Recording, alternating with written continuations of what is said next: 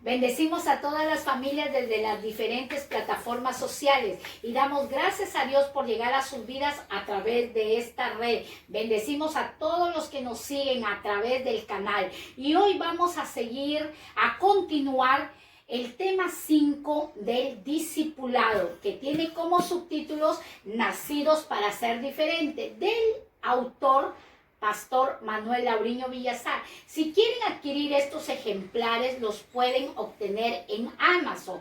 También están a disposición el libro de Cursillo de Matrimonio y el libro del Secreto de la Luz. Y bueno, damos gracias a Dios para iniciar esta enseñanza que tiene como título Jesucristo, un Salvador diferente. Y a lo largo de nuestra vida nosotros escuchamos la palabra de Jesucristo, un personaje que cambió la historia a nivel mundial.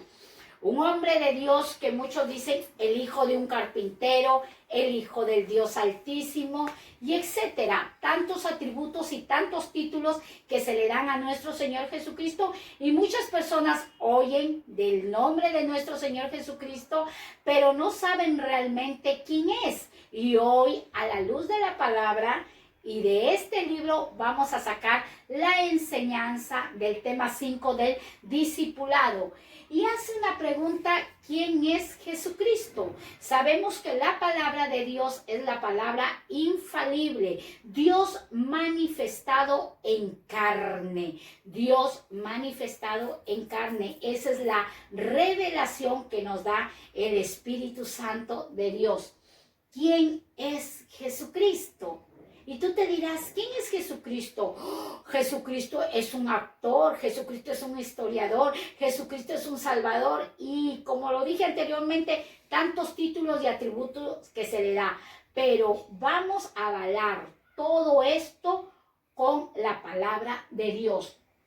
Mateo capítulo 16, del versículo 16 al versículo 17, la palabra de Dios nos enseña. Respondiendo Simón Pedro dijo: tú eres el Cristo, el Hijo del Dios viviente. Tú eres el Cristo, el Hijo del Dios viviente. Y ahí hacemos una oración para ponernos en las manos de Dios y ser el Espíritu Santo guiándonos en esta enseñanza bíblica. Padre, en el nombre de Jesús, en esta hora te damos gracias y recibimos tu palabra con espíritu de mansedumbre, un espíritu afable y apacible. Y decretamos que en nuestras vidas la persona de Jesucristo se hace real para así poder vivir y practicar las enseñanzas de nuestro Salvador. Mateo 16, del verso 16 al verso 17, responde ¿quién? Simón Pedro. Si responde Simón Pedro es porque se estaban haciendo unas preguntas. Estaban preguntando y estaban diciendo ¿quién es el Salvador? ¿Quién es Jesús? Pero Simón Pedro, guiado por el poder del Espíritu Santo, le dice: tú eres el Cristo. Tú eres el Hijo del Dios viviente. ¿A quién se lo estaba diciendo? A Jesucristo, a Jesús, del cual Él les enseñó y los guió por 3 años y medio. 3 años y medio estuvo con los discípulos, enseñándolos, alimentándoles, mostrándoles señales y milagros a través de la persona de Jesús. Entonces, Jesús le dijo: no te lo reveló carne ni sangre, sino te lo reveló mi Padre. Te lo reveló mi Padre. La revelación que Dios nos da a través de este libro de Mateo capítulo 16, verso 16 al verso 17, es que cuando Simón Pedro establece en la palabra que Jesús es el Cristo y que Jesús es el Hijo del Dios viviente, marcó una expectativa grande en los religiosos, en los fariseos, en los eruditos, en los escribas. Y vamos a ver lo siguiente: 5 razones. Hoy este libro te deja 5 razones por las que la salvación de Cristo es diferente. 5 razones por las que la salvación de Cristo es diferente. Y vamos a iniciar con la primera razón. Su aparición fue esperada durante siglos. La aparición de un Salvador, de un libertador, fue esperada durante siglos. ¿Por quién? Por el pueblo de Israel, por el pueblo del cual Dios le prometió a Padre Abraham que de él sacaría mucha descendencia, y esa descendencia eran nietos, bisnietos y toda la generación de Padre Abraham. Ese se constituye el pueblo de Israel, del cual estuvo muchos años cautivos por los egipcios, por los faraones, del cual dice el pueblo de Israel, libertado gracias a una acción milagrosa de Dios a través de un mortal llamado Moisés. Sabemos que toda la gloria y la honra y la adoración y la alabanza son a Dios eterno, pero Dios tiene que usar la vida de los mortales, y Dios levanta un libertador, levanta un salvador llamado Moisés. Dios lo preparó y lo capacitó para llegar a la vida de su pueblo.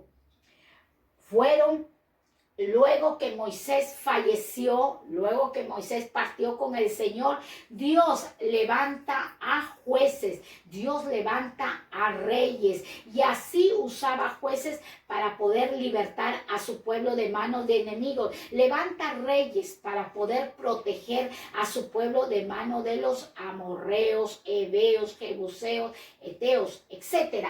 Entonces, vemos nosotros que la palabra Mesías es hebrea y en griego es Cristo. En los dos idiomas significa lo mismo, ungido. ¿Por qué les digo aquello? Porque a Moisés se le daba el título de ungido, a los jueces se les daba el título de ungido, y a los reyes también se les daba el título de ungido, que Dios los había ungido con su Santo Espíritu. Entonces, nosotros podemos ver que a Jesús se le decía Mesías. ¿En qué idioma estaba? En hebreo. A Jesús se le decía Cristo. ¿En qué idioma estaba? En griego. ¿Qué fue la palabra que dijo Simón Pedro? Tú eres el Cristo. ¿En qué idioma lo dijo? En el idioma griego. Pero los dos idiomas significan lo mismo. ¿Cuál es el significado de Mesías y cuál es el significado de Cristo? El ungido. El ungido.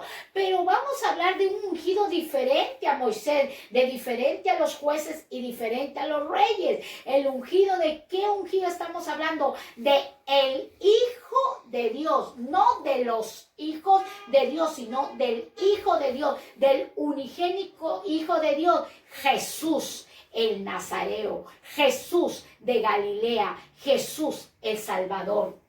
Vemos, Dios tenía un plan especial, como actualmente Dios tiene un plan especial. ¿Cuál es ese plan de Dios? Era venir él mismo en persona a salvar a su pueblo. Un padre, un verdadero padre, ama a sus hijos. Y estamos hablando de un verdadero Dios. ¿De quién? Del Padre de nuestro Señor Jesucristo, del cual Oseas capítulo 13, versículo 4 nos enseña: mas yo soy Jehová, tu Dios, no tus dioses, tu Dios, un único Dios, desde la tierra de Egipto. ¿Desde dónde? Desde la tierra de Egipto, donde yo levanté un ungido llamado Moisés, levanté ungidos, los jueces, los reyes, pero yo soy tu Dios que estuve desde la tierra de Egipto. No conocerás pues otro Dios fuera de mí, ni otro Salvador sino a mí. El libro de Oseas estaba profetizando lo que se iba a cumplir en los evangelios, en el Nuevo Testamento. Mas yo soy tu Dios, el que te libertó desde la tierra de Egipto, y no conocerás otro Dios ni otro Salvador. Yo soy el gran yo soy. Vemos a Dios trabajando con un plan de salvación, con un proyecto de libertar a su pueblo. 2. Una vida completa profetizada. Vemos la segunda razón. La primera razón es que Dios mismo se levanta a libertar a su pueblo, y Oseas no declara que yo soy tu Dios, tu único Dios y tu único Salvador desde Egipto. Desde Egipto te liberté y te salvé. 2, la segunda razón, una vida completa, profetizada. Una vida completa profetizada. Aquí vamos a ver muchas profecías del cual están hablando de la persona de nuestro Señor Jesucristo. El lugar de nacimiento. Miqueas profetizó en el capítulo 5, en el versículo 2, profetizó el lugar de nacimiento de nuestro Señor Jesucristo. Esta profecía fue dada 750 años antes del nacimiento de nuestro Señor Jesucristo, que nacería en Belén. Entonces, Jesús nació en Belén. Eso ya estaba profetizado en Miqueas capítulo 5, versículo 2. Mateo capítulo 2, versículo 1 nos enseña que el nacimiento de nuestro Señor Jesucristo fue en Belén. Ustedes lo pueden afirmar con la Biblia. Dice Mateo capítulo 2, versículo 1, cuando Jesús nació en Belén de Judea. ¿Dónde nació Jesús? En Belén de Judea. Dice, nacería de una virgen. ¿Quién lo profetizó que nacería de una virgen? Isaías del capítulo 7 del versículo 14. Isaías profetizó el nacimiento de un Salvador, de un libertador, de un poderoso llamado Jesús. Esta profecía de Isaías del capítulo 7 del versículo 14 fue dada 700 años antes del nacimiento de Cristo. Esta profecía fue dada 700 años antes que naciera nuestro Señor Jesucristo. Eso no se ha leído en ningún libro. En ningún libro se ha escrito el niño Pepito, la niña Katy, nacería antes. No, solamente se habla de nuestro Señor Jesucristo. La única profecía que se habla de años antes, 700 años antes, 750 años antes, 500 años antes, que se habla de un Salvador. No se habla de ningún hombre, ni de Felipe ni de Juan, sino de un Salvador llamado Jesús, el Hijo del Dios vivo. Entonces nosotros podemos ver que está Mateo capítulo 1, versículo 22 hasta el verso 23, dice la palabra de Dios. Y todo esto aconteció para que se cumpliere lo dicho por el profeta. He aquí una virgen concebirá. Una virgen iba a concebir, una virgen iba a gestar. ¿Iba a gestar de quién? Del Espíritu Santo. Acordémonos que el libro de Oseas del capítulo 13 nos enseña que Dios dice, yo mismo, dice el Señor, yo mismo salvaré a mi pueblo. Yo mismo salvaré a mi pueblo. El mismo Dios entrando en el vientre de una mortal, de una escogida, de una mujer que no había sido tomada por hombre, ni había tenido ninguna relación sexual. El mismo Dios que lo dijo y se profetizó en Oseas 13, dijo, yo mismo salvaré a mi pueblo. El mismo entra al vientre de María virgen y el mismo sale como un Dios humanizado. El mismo sale Jesucristo, el Hijo del Dios Altísimo, siempre fue Dios con la deidad, con la eternidad. Entonces, nosotros estamos viendo 5 razones de las cuales Jesús es un Salvador diferente. Regresó de Egipto. El libro de Oseas, capítulo 11, versículo 1, dice, tras el nacimiento de Jesús tuvieron que huir a Egipto. ¿Casualidad? No hay casualidades en Dios. En Dios hay planes. ¿Qué dijo Dios? Yo soy el libertador de mi pueblo de Egipto. Dios sacó con mano poderosa a su pueblo de Egipto usando a Moisés. Pero vemos que Jesús nace, pero tras el nacimiento de Jesús tuvieron que huir ¿a dónde? ¿A dónde se fueron? A Egipto. a Egipto para evitar que Herodes lo matara, y esta profecía fue dada 725 años antes del nacimiento. Esta profecía fue dada antes del nacimiento. Lo pudimos ver también en Oseas capítulo 13, versículo 4, que el mismo Dios dice: yo mismo salvaré a mi pueblo. Dios mismo vuelve a regresar a Egipto, pero ya en un Dios humanizado, ya en un Dios hecho hombre. Vuelve a regresar en los brazos de un carpintero llamado José y en una mujer llamada María. Vuelve a regresar como un bebé.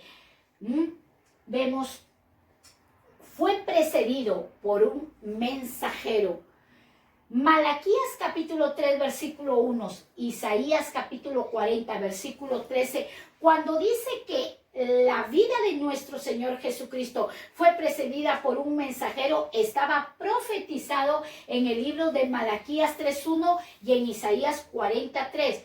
Juan el Bautista preparó el camino de Jesús. ¿Esto quién lo profetizó? Malaquías, 400 años antes del nacimiento de Cristo, y Isaías 700 años antes.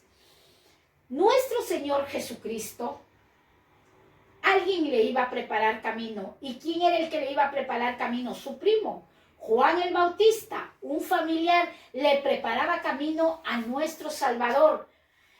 Pero todo eso ya lo había profetizado Malaquías y el libro de Isaías 40, versículo 3. Ustedes lo pueden ver en el libro de Mateo, capítulo 3, versículo 1. Dice que en aquellos días vino Juan el Bautista predicando en el desierto de Judea, diciendo: arrepentíos, porque el reino de los cielos se ha acercado. ¿De quién predicaba Juan el Bautista? Que lo enseña Mateo capítulo 3 versículo 1, que ya estaba profetizado 400 años antes por Malaquías y por Isaías 700 años antes.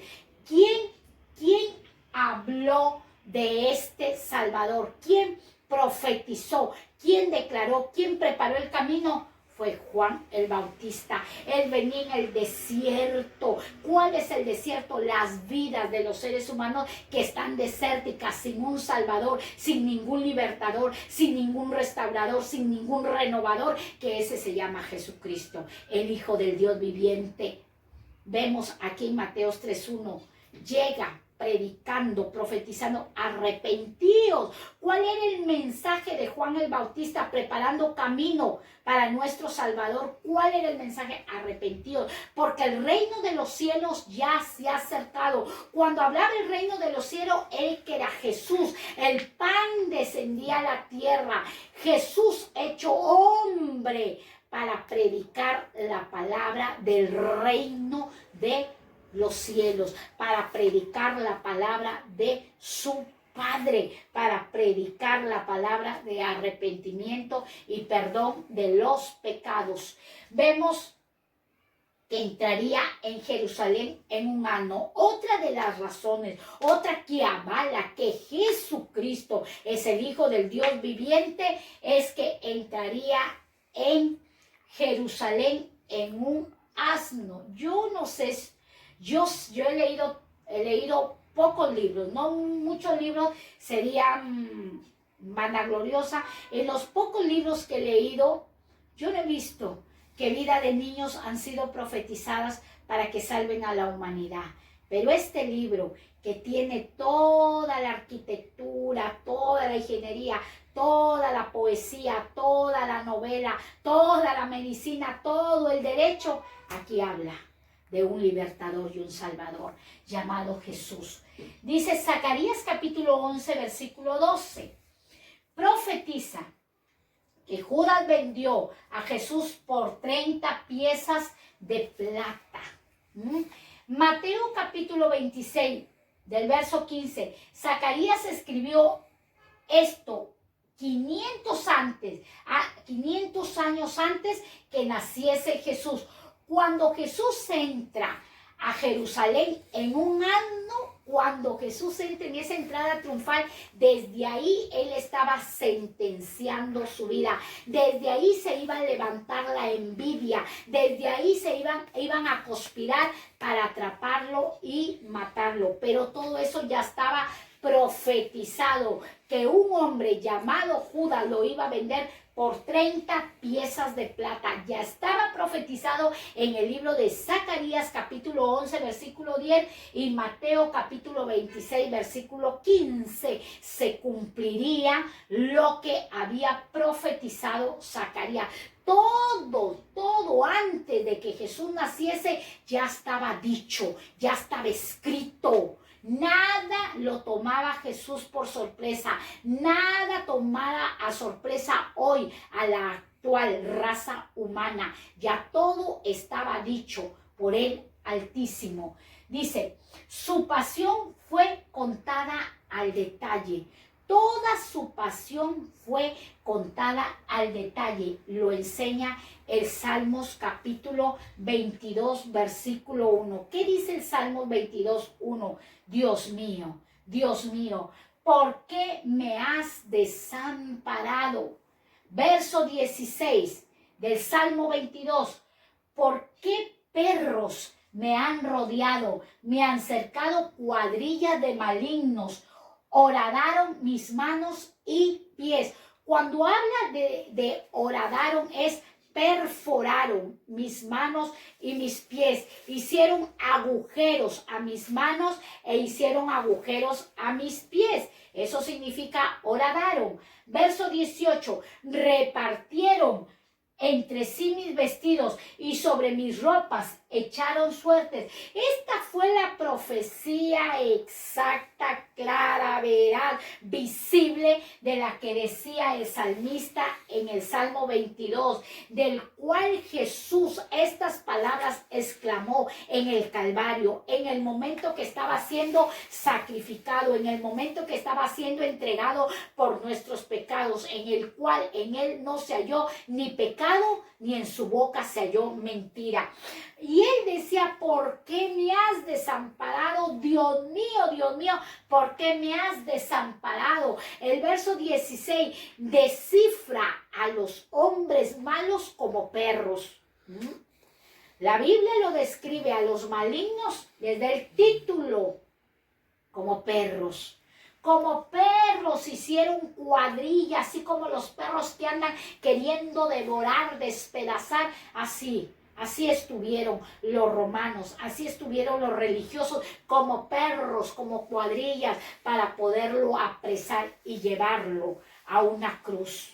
Porque así se mataba al peor asesino en el tiempo de donde gobernaban el Imperio Romano. En ese tiempo que el Imperio Romano gobernaba las tierras de Jerusalén, así los mataban a los peores asesinos en una cruz. Horadaban sus manos y horadaban sus pies, los perforaban.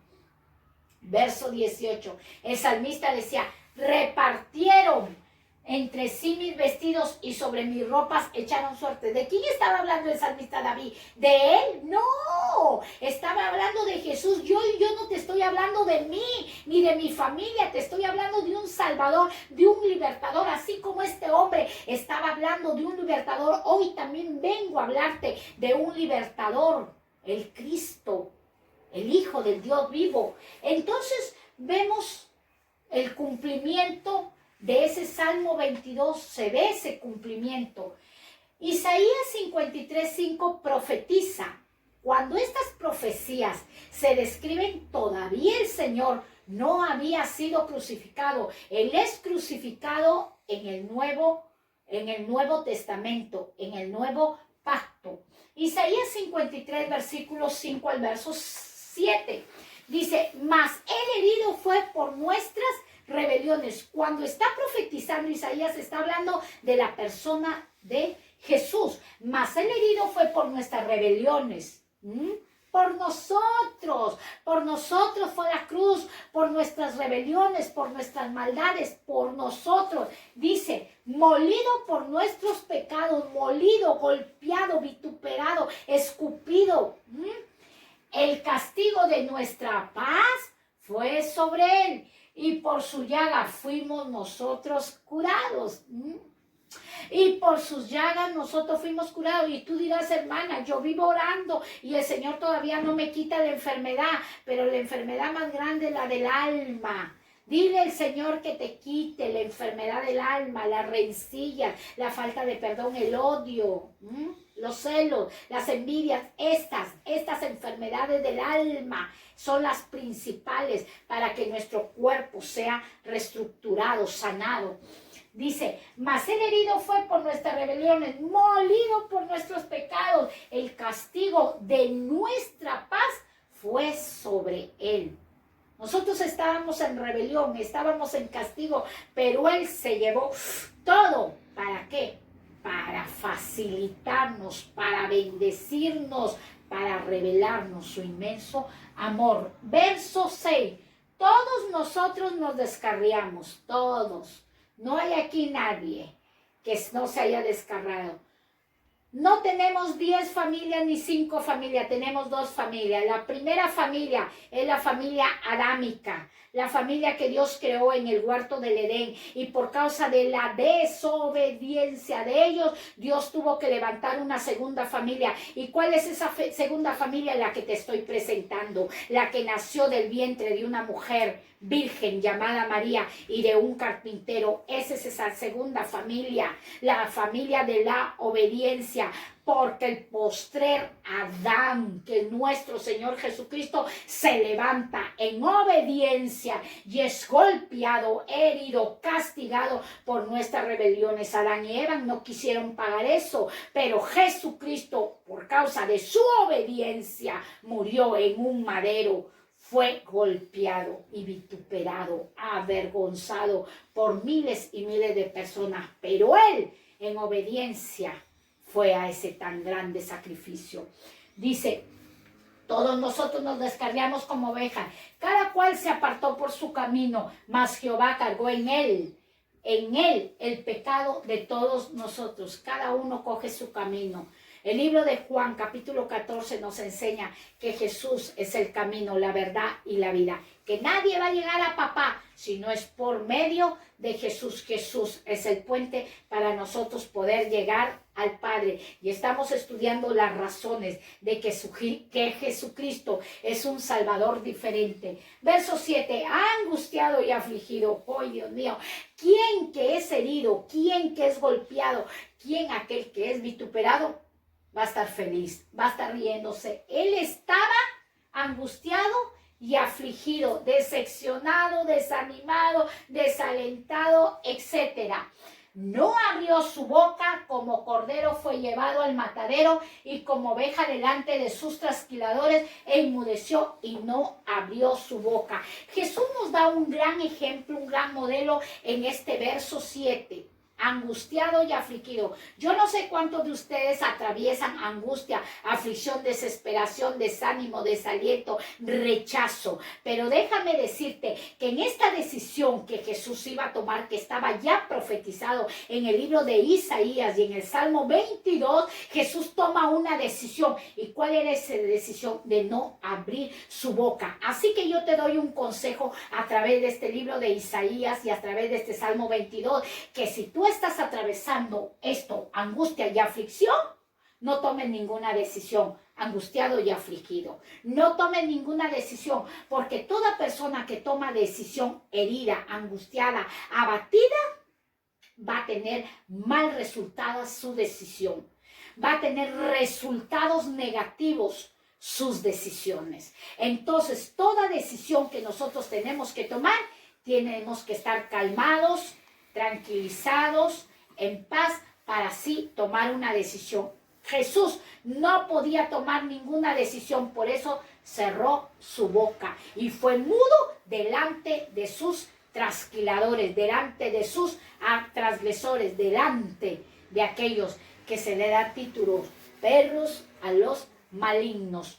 Entonces, 3. La tercera razón que nos enseña el libro del discipulado, la tercera razón, Él es el único Salvador.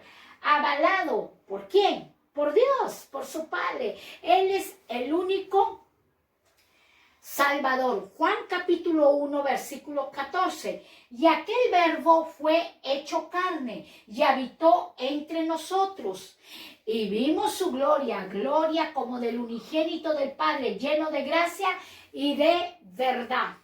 Dice Juan capítulo 1, versículo 14, otra razón que te damos a través de este discipulado, que Jesús es el Hijo del Dios viviente, que Jesús es el Salvador, que Jesús es un libertador diferente, es, y aquel verbo fue hecho carne. ¿Qué es verbo? La palabra. Jesús es la palabra hecho carne y habitando entre los mortales, habitando entre los vivientes. Y dice, y vimos su gloria, y vimos su poder, y vimos su magnificencia, y vimos su soberanía, y vimos su autoridad. ¿Cómo? Como gloria del unigénito, del único, del Padre, lleno de gracia y de verdad. ¿Cómo era Jesucristo? Lleno de gracia y de verdad. Y eso también lo puedes ver en Juan capítulo 3, versículo 16 hasta el verso 18. Lo puedes estudiar en tu casita. De tal manera amó Dios al mundo que entregó, que regaló, que ofrendó, que ofreció a su único Hijo. ¿Para qué? Para perdón de nuestros pecados, porque Cristo no ha venido a condenarte, no ha venido a condenar a la humanidad, sino ha venido a salvar lo que se ha perdido, a rescatar lo que se ha extraviado. Ese es su plan. El plan de Dios no es de condenar, el plan de Dios es de salvar, es de rescatar, es de transformar, es de restaurar, es de regenerar las vidas perdidas, las vidas rotas, las vidas llenas de traumas. Estamos viendo las 5 razones y vamos a ver la 4ª razón que nos enseña esta enseñanza del discipulado. Nunca buscó su voluntad, sino la del Padre. Aquí nos enseña mucho. Nosotros como humanos buscamos nuestra voluntad, buscamos nuestro beneficio, buscamos nuestro confort, buscamos nuestra seguridad. Humanos buscamos, pero Él no buscó su confort, no buscó su seguridad. Él lo que buscaba era cumplir con el programa, con el proyecto que su Padre lo había enviado. ¿Y cuál era ese proyecto? El proyecto de salvar a toda la humanidad, a toda la humanidad. Dice, una de las cosas más difíciles de controlar en el ser humano es la voluntad. Pero Jesús es distinto al ser humano. Jesús es Dios. Jesús es Dios. Acordémonos de Oseas 13, que Dios dijo, yo mismo salvaré a mi pueblo. Y entró al vientre de María Virgen a salvarte a ti y a mí. Juan capítulo 5, verso 30. Dice, no puedo yo hacer nada por mí mismo. Según oigo, así juzgo. Y mi juicio es justo, porque no busco mi voluntad, sino la voluntad del que me envió, la del Padre. Jesús manifestado aquí en este libro de Juan 5:30 como juez supremo. Es el único que puede juzgar a los hombres en la tierra. Es el único que puede levantar juicio, el único. Nosotros no podemos juzgar, nosotros no podemos hablar ni acusar. Solamente la única potestad que se le ha dado al unigénito Hijo de Dios. Dice, yo no puedo hacer nada por mí mismo. Nada Él hace por sí mismo. Según oigo, así juzgo. Y mi juicio es justo. ¿Por qué es justo su juicio? Porque no busco mi voluntad.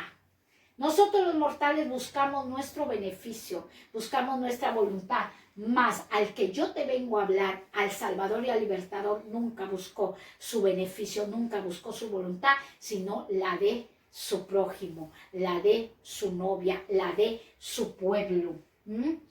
Vemos la 5ª razón.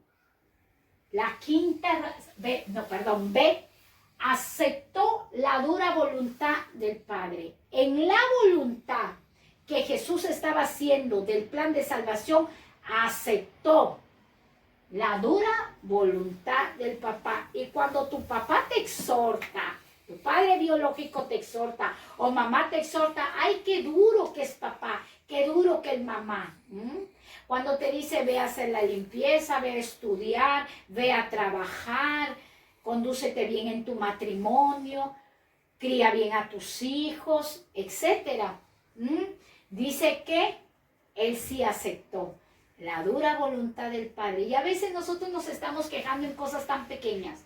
Sí, tan pequeñas, cosas tan insignificantes, los mortales nos quejamos, pero Jesús aceptó la dura voluntad del Padre. Jesús como modelo para la iglesia, Jesús como modelo para la humanidad, te dice, así como yo acepté la dura voluntad de mi Padre, así también quiero que tú, que me estás oyendo, este discipulado, aceptes también la voluntad de mi Padre. Lucas capítulo 22, versículo 41 hasta el verso 43 dice, y se le apareció un ángel del cielo para fortalecerlo. Eso está en el verso 43, que Jesús se le aparece un ángel para fortalecerlo. Verso 44, y estando en agonía oraba más intensamente y era su sudor como grandes gotas de sangre que caían hasta la tierra. Yo no sé si a ti te ha dado presión alta. Yo he podido experimentar en algunas personas que han tenido la presión alta, que le han reventado los vasitos estos, las venas de los ojos de tanta presión. Ha sido el desfogue por allí y ha sido tan fuerte. Hay presión alta, presión baja. Y acá le dicen tensión alta, tensión baja, pero la presión alta hace que nuestro cuerpo reaccione mal. Entonces Jesús estaba viviendo una presión, Jesús estaba atravesando una agonía, una aflicción, del cual Él usa la arma para poder vencer a esta agonía, a esta prueba, a este gran plan que se le había enviado. Y Él usa la oración. Cuando Jesús estaba orando, cuando Jesús estaba en el Getsemaní, cuando Jesús estaba atravesando ese desierto, dice que se le apareció un ángel del cielo. ¿Para qué? Para fortalecerlo, fortalecerlo. Si tú estás pasando un Getsemaní, si tú estás atravesando dolor, si tú estás atravesando agonía, como lo atravesó Jesucristo, Él oró. Y la respuesta de la oración fue que vino. Se le aparece un ángel del cielo, no del infierno, sino del cielo. ¿Para qué? Para fortalecer. ¿Qué hace la oración en la vida de Jesús? Lo fortalece. ¿Qué va a hacer la oración en tu vida? Fortalecerte. El verso 44, y estando en agonía, oraba más intensamente. ¿Cómo era la oración de Jesús? Intensa. ¿Pero qué? ¿Por qué era intensa? Señor, regálame un chalet, regálame un coche, regálame. ¡Ay, no! Jesús en agonía, en todo el dolor, le decía, Padre, si es de ti, pásame esta prueba, pero que se haga tu voluntad. Reaccionaba. Y su sudor era como grandes gotas de sangre que caían en la tierra. Era tanta la presión que Jesucristo tenía, que su sudor era su sudor como grandes gotas de sangre. ¿Cómo? No dice eran de sangre, sino ¿cómo? Era tanta la presión que había en Jesús, que era tanto el dolor y tanta la preocupación que él que tenía que ir a salvar a la humanidad. Un solo hombre salvando a todo el universo. Quinta razón de las cuales estamos enseñando quién es la persona de Jesús. La salvación de Cristo no es temporal. La salvación de Cristo, ¿cómo es? Eterna. Es eterna. Él ha venido a darnos vida y vida en abundancia. El libro de Juan del capítulo 3, del versículo 36 dice que el que cree en el Hijo tiene vida eterna. El que cree en el Hijo tiene vida eterna.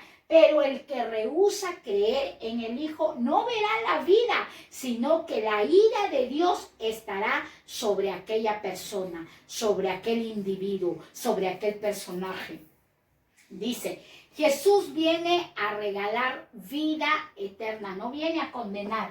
Y ustedes pueden leer allí en su casita, por el tema del tiempo, pueden leer el libro de Juan capítulo 6, versículo 47, Romanos capítulo 5, versículo 21, Primera de Tesalonicenses capítulo 5, versículo 9 y Primera de Juan capítulo 5, versículo 11. Entonces nosotros podemos ver que la salvación de nuestro Señor Jesucristo es eterna, porque lo enseña Juan capítulo 3, versículo 36. El que cree en el Hijo de Dios tiene la vida eterna, pero el que rehúsa creer en el Hijo no verá la vida eterna, sino la ira de Dios está sobre él. Y eso Jesús se lo dijo a todos los del Antiguo Testamento, a todos los fariseos, a todos los religiosos, a todos los judíos, cuando Él se pone de pie, Jesús, en el último gran día de la fiesta, y exclama estas palabras y le dice, si alguno tiene sed, venga en pos de mí y beba, y el que cree en mí, de su interior correrán, como dice la Escritura, ríos de agua viva, ríos de agua viva. ¿Por qué expresa estas palabras? Porque Jesús hablaba de Abraham y ellos decían, ay, si este apenas tiene aproximadamente 30 años, y Abraham, ¿qué? Abraham es antes de él, pero Jesús es el Hijo del Dios. Este Jesús, de los cuales lo rechazaron su pueblo, este Jesús es la piedra que desecharon los edificadores. Ha venido a ser cabeza del ángulo. Jesús ha venido a ser cabeza del ángulo. En el mundo estaba y el mundo fue hecho por él. Eso era lo que Jesús les quería decir a todos cuando se pone en pie en esa gran fiesta y les hablaba de Abraham. Y dicen, ¿qué vas a saber de Abraham si es un jovencito? Pero en el mundo estaba Jesús y el mundo fue hecho por Jesús y desecharon. Los edificadores lo desecharon. Pero hoy yo vengo a ti a decirte que la salvación es eterna. Lo enseña Juan 3:36 y aquí puede ver, hay más libros donde nos enseña que la salvación es eterna. Así que si hoy tú quieres recibir a Jesucristo, yo te invito a que repitas estas palabras de salvación y de vida eterna, diciéndole así, Señor Jesucristo, tú eres el Hijo de Dios viviente.